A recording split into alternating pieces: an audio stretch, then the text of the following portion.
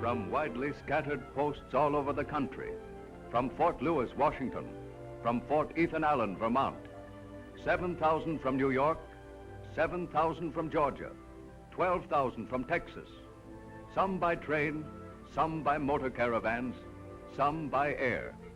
2 skeletonized Army Corps, 70,000 men, were gathering in full strength and with full combat equipment. And from Detroit came thousands of new motor trucks, wheels for the Army, to the concentration points at San Antonio, Texas, and Columbus, Georgia. Tent cities suddenly appeared as we concentrated our forces for a practical field test of men and equipment under simulated combat conditions. It takes a lot of space and camp equipment to accommodate 70,000 troops in the field, but the pup tent can be a cantankerous animal. Watch this one. Give it one more pull, Jack. Oh, what's a guy to do? Famous infantry regiments with full packs and equipment moved into the concentration areas. Crack cavalry units strung their picturesque picket lines across the fields.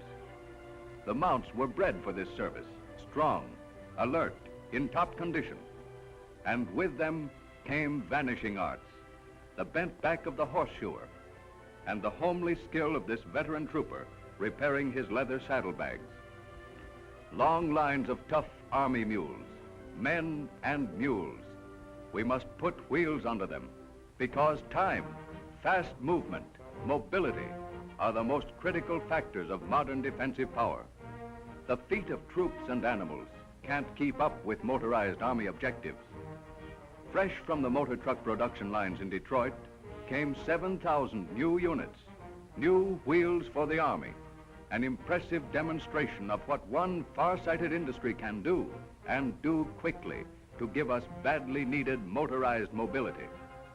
In 1934, the first of these 4-wheel drive trucks were built by a quantity producer, especially engineered and designed to Army specifications and produced in quantity to meet the most rigid and extreme service requirements.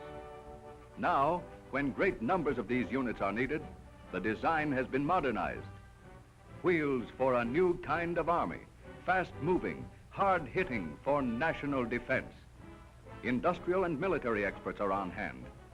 When it comes to putting wheels under men and equipment and taking them places with swift, safe efficiency, outstanding mechanical performance and rugged dependability, this is something we know all about.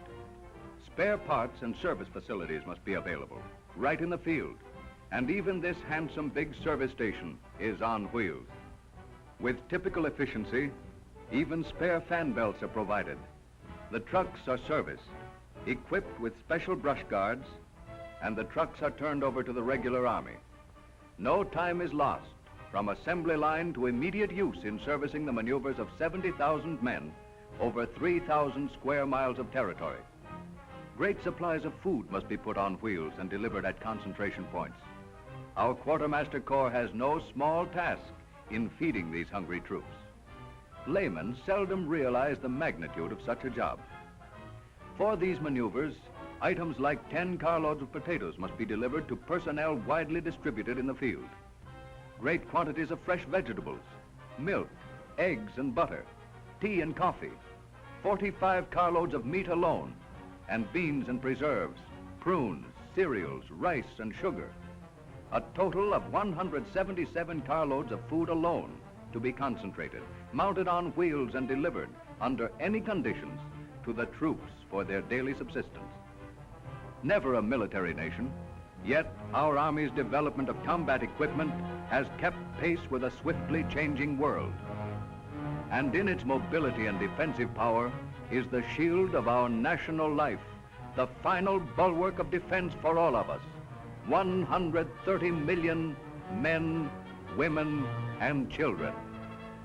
Here are the mechanized units, light and medium tanks and their supporting vehicles, equal to some of the mechanized equipment across the sea. More fuel than food was required in this field test. 199 tank carloads of fuel delivered in the maneuver area. Gasoline is pumped by hand through 8 hoses like this, filling 8 10-gallon cans at one time. And it takes a man like Tiny there with a strong back to toss them up and into the waiting truck for delivery somewhere to the thousands of trucks operating in the area. Old tactical ideas are being revised in terms of greater mobility, greater striking power, and greater defensive power. New equipment for old, new techniques for old.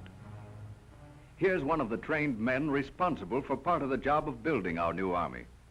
Typical product of a democracy, he enlisted as a private and rolls his own. What we must have is trained men and adequate equipment. Men like these combat team officers who are perfecting the performance of the new triangular or streamlined divisions, smaller, faster, much more flexible. From the time the combat officers receive their instructions, the new division of 12,000 men can get underway in less than half the time required for the old World War type division. War on wheels has grown into a fast-moving business where generals ride, privates ride. Instead of moving 15 miles a day as they used to do, these men and their defensive power can travel 45, 150, as much as 300 miles in a single day. No bands are playing, no flags are flying, but the difference between success and failure may be in the mobility of our army, our motorized defensive power. And now they roll. Uncle Sam's Army on Wheels.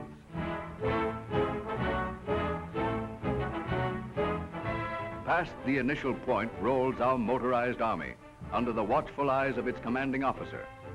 It makes a convincing demonstration of our new mobility, for it can transport its own supplies, tow its own artillery, carry its infantry and their terrific firepower from here to the maneuver area, not within a few weeks by forced marching, but within a few days they will be 800 miles away. Ahead of them go the reconnaissance cars, command cars, pickups and weapon carriers, and the big cargo and winch jobs, carrying men and supplies, men and guns. Even the kitchen is on wheels. No wood fire sends a telltale stream of smoke into the sky to attract the attention of enemy aircraft. These gasoline pressure cookers are smokeless, and each range cooks for 50 men in the field, or even en route to some destination miles ahead. The new half-ton four-wheel drives roll down the highway. The big 1.5-ton four-wheel drives roll down the highway, through towns, across bridges, but they are still far from the enemy. No contact has yet been established, or you wouldn't see them running so close together. Out on the open highway again, distances between them are gradually increased to a minimum of 500 feet. This makes them extended targets for attack from the sky. Keep them rolling. Ammunition and weapon carriers, troop transports, artillery carriers, rolling to the war games, 800 miles away. At the end of the day, trucks roll into the bivouac area, where the Army establishes a temporary base with all attached units present. Later, when contact has been made with the enemy, the various units will separate, controls will decentralize, and they will establish bases of their own. Under the protection of the trees go the big 155 howitzers, the fast radio-equipped four-man tanks called mechanized units because they are mobile fighting equipment, able to go anywhere under the skilled hands of a more powerful but horseless cavalry. Old Yellowlegs has become a new race of men, traveling on caterpillars instead of hooves, protected by armor plate, agile and fast-moving. In come the transports, thousands of them, helping to demonstrate new standards of mobility for our motorized army. Every bit of cover is used to conceal the equipment. But an army of this size takes up lots of room. Some of the pickup units, command cars and weapon carriers, run down slippery banks and, with all four wheels driving, move across and up on the other side. Ordinary truck or passenger equipment would never dare undertake missions that these men drive through without hesitation or feeling that they're doing anything unusual. For the Army on wheels, this kind of performance is a must, a matter of daily routine. They call them monkey wagons because they'll do almost anything except climb a tree. Able to go at will and at any speed the terrain permits. Each one that goes through digs the ruts deeper into the sticky gumbo, but go through they must, and go through they do. If one of them gets stuck, they know exactly what to do. The cable is thrown ashore and taken up the bank, attached to the nearest solid object, in this case an old stump. The signal is given, and the truck unleashes a 5-ton pull on the winch to help until the driving power of the wheels get traction. And there she comes, pulling herself out and up by her own bootstraps. This technique was developed by our Army engineers to pull other vehicles and themselves out of trouble, as well as for putting artillery in and out of desirable positions. Meantime, the parade goes on. More and more equipment rolls into the bivouac area. New trucks and rugged old-timers. A number of these trucks have been in this service since 1934. Fast combat cars equipped with 2 machine guns ready for action against street barricades. More trucks towing the big howitzers. Trucks and men. More trucks and more men. Approaches to this vital area must be defended. 30 caliber machine guns are set up in a hurry. Each man knows what to do and how to do it. In actual warfare, seconds may mean the difference between success or failure. For protection against aircraft, this almost completely concealed, rapid-firing 37mm anti-aircraft gun is set up and made ready for action. This road would be ideal for a mechanized attack, but here comes the new 37mm cannon on its pneumatic-tired carriage, moving into action with speed. 8 men can easily handle this 900-pound piece, capable of firing 2-pound shells through any light or medium tank armor at 1,500 yards. Each regimental headquarters company is equipped with 6 of these guns, capable of throwing 30 shots a minute, an effective answer to tanks moving in your rear or trying to cut your supply lines. Again, every effort is made to keep the equipment completely hidden from marauding eyes in the sky. While these anti-tank guns are going into place, portable desks open up in the back of the command cars. Maps are studied, orders are issued and passed along. The moving troops keep in constant contact with headquarters through this extraordinary new 2-way pack-type radio set, appropriately called the walkie-talkie. Now, with men and equipment in position and well camouflaged, our thoughts turn to other things. All day, the sun has been shining on the piney woods. Birds are singing, and the air is sweet and cool, and carries the welcome smell of good, hearty food. The handy gasoline pressure cookers are dismounted, and soon the men will hear the familiar notes of soupy. You can have your bread any way you like in the Army, so long as you like it good and thick. But there's plenty of it. And these men have put in a long, hard day. They're hungry. It feels good to load up the old mess kit and wander off under a big tree and stretch out. Notice the camouflage on the truck in the background. This equipment will have to be cleaned up before inspection. But right now, everything is pretty profoundly satisfying. How about it, Sergeant? A nearby creek serves as a bathtub for the trucks. This is a part of regular routine, aimed at keeping the mobile equipment in tip-top condition. The drivers bring their powerful four-wheelers down through the deep, soft sand and into the water.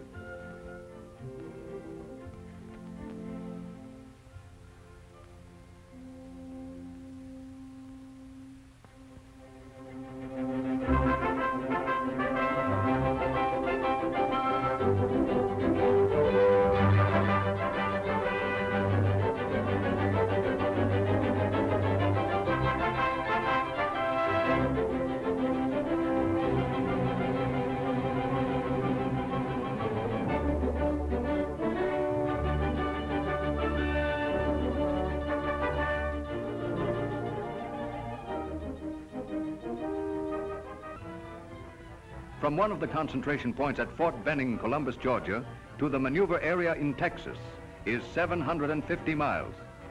40,000 men with full equipment were transported over these routes in motorized equipment in record time. Once in the maneuver area, anything can happen. Next morning, our motorized army rolls out of bivouac, able to take these great distances in its stride with disciplined efficiency, without hurry, and without wasting a moment.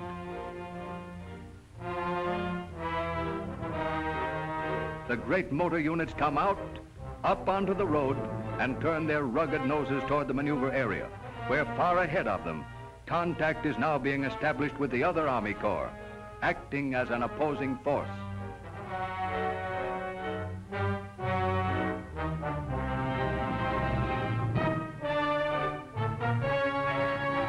On the highway, passing a file of fleet command cars, the trucks are rolling again.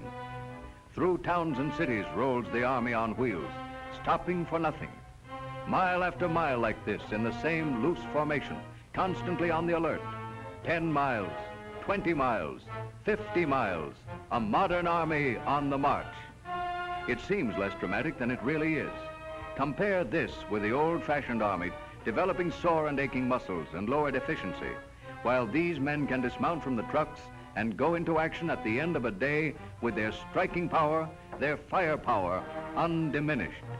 It took years of experience, engineering skill, large production facilities, and the able effort of the men on the assembly lines to build these faithful carriers. Upon their mechanical reliability and their ability to do this job day in and day out under almost any kind of conditions, upon their performance under service conditions, depends the mobility of our streamlined Army of today. By night, giant searchlights feel out the black sky. 800 million candle power are concentrated in that dazzling beam of light which reaches far beyond the range of our greatest gun, like a questioning finger.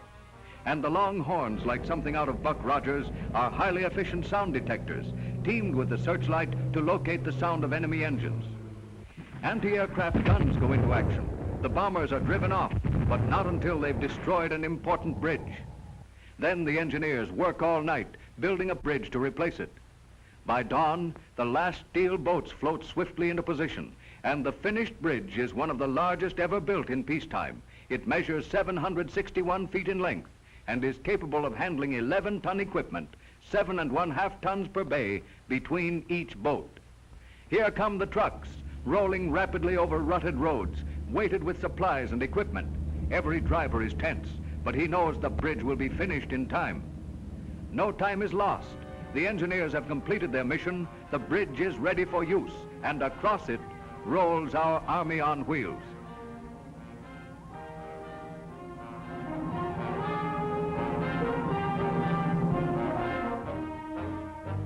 An important bridgehead like this must be defended against air attack, and formidable anti-aircraft guns are unlimbered and set up. Our newest type of height finder, similar but far more efficient than old-style rangefinders, is carried into position. It is coordinated with a box-like affair mounted just in front. This highly secret director can perform incredible mathematical calculations in a flash. The unit not only has eyes, it has ears, queer-looking, extremely efficient sound detectors. Protected by the ring of anti-aircraft guns, the big 155s are moving beyond the bridgehead. As they are being towed into position, the trucks are streaming through, backing them up with ammunition and supplies. Even the guns move on rubber tires in our modern motorized artillery regiment. In this exposed position, the big guns must be camouflaged to hide them from observing eyes from the sky. One by one they take their place, facing an unseen enemy somewhere a dozen miles away. An efficient Army hand generator is set up for operation on the front. One man operates the generator, and the other taps out the message on the shortwave radio with a greater range than the walkie-talkie. This installation will be used for directing artillery fire. Still greater range has this portable radio mounted in the body of a truck. With its own generator, the Signal Corps can send voice for 35 miles, code for 50. Meanwhile, telephone lines. A complete communication system is being established by the Signal Corps. Regular telephone lines are laid with all possible speed. All the equipment is brought up in trucks from which wire is run along the ground, later to be strung along trees down the road, while the truck proceeds to lay miles of wire. Each division has 120 miles of wire.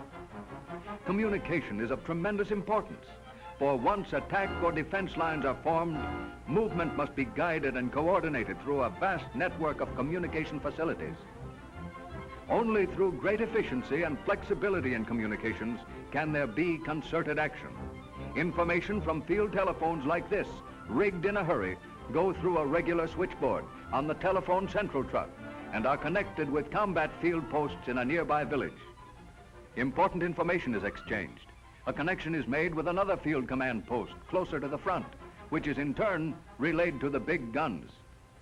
Ahead and above the guns are two observers in the basket of an observation balloon, in constant communication with the ground. New order. The balloon is to be taken down at once and moved to a more desirable location. The men take a last look at the horizon and then are lowered slowly, pulled down by a cable. On the ground, the basket is replaced with a powered gondola, which allows it to move freely across country. The gondola is made fast. The engine is self-started.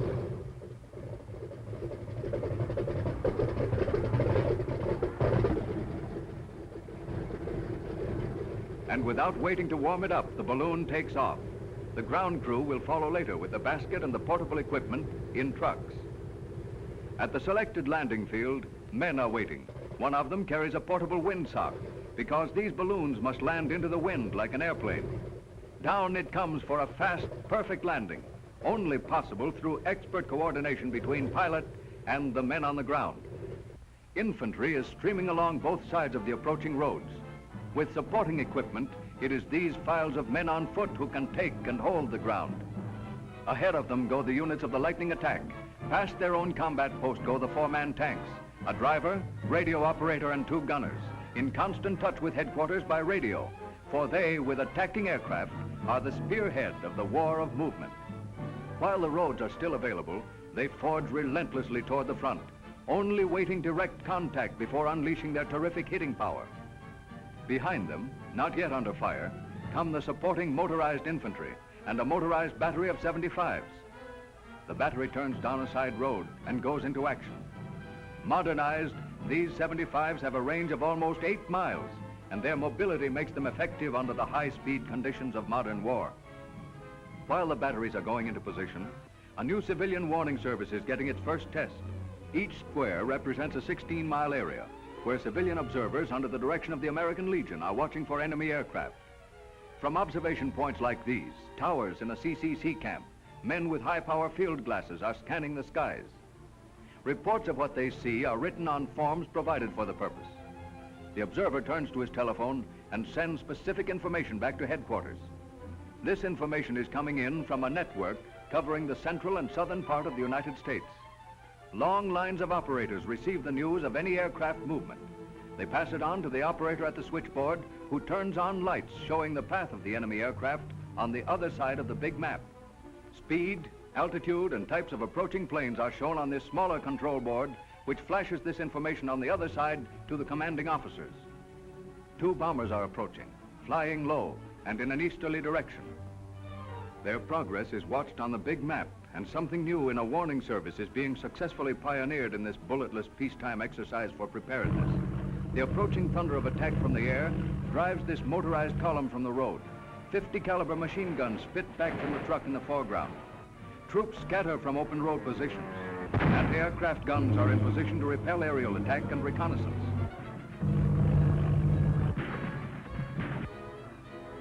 Every available piece of artillery is being used to support the attack.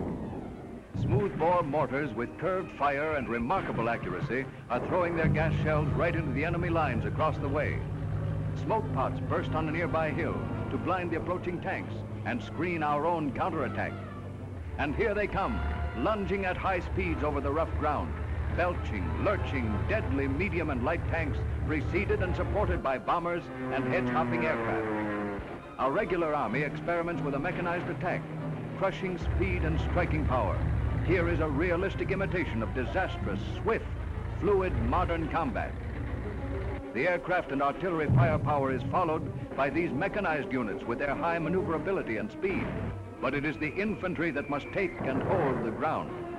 Under fire, they are highly trained to follow the slashing attack of the tanks. To cover them and the tanks, artillery is laying down a barrage ahead of their advance. They consolidate their positions with guns pouring out enfilading fire against the threat of counterattack. Everything is now concentrated on the infantry advance. A fast-moving battery moves into a better position to accomplish their mission of breaking up enemy's concentrations and communications. Far ahead of them, their target, a small but important bridge, has been technically destroyed. The bridge is out. Then the Army must cross without the bridge. First across is the Agile command car, which is replacing passenger cars in the Army. Next comes a big 1.5-ton cargo truck, ferrying a reconnaissance motorcycle, unable to cross in any other way. One by one, the heavily loaded carriers drive into the deep shifting sand bottom and fight their way up the opposite bank.